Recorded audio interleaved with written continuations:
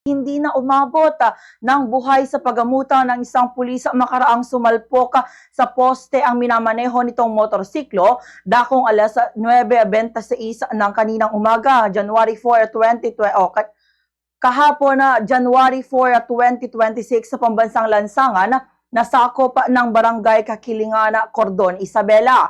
Kinilala ang nasawing pulis na si Police Senior Master Sergeant Raimundo Maramag, 43 years old, may asawa, nakatalaga sa Police Security and Protection Group PNP National Headquarters at residente ng Barangay Katagaman, Nuevo Tuguegarao City, Cagayan. Habang sangkot rin ang isang refrigerated van na minamaneho ng isang alias Zandi, 35 years old at residente ng Barangay Rizal, Saguday, Quirino.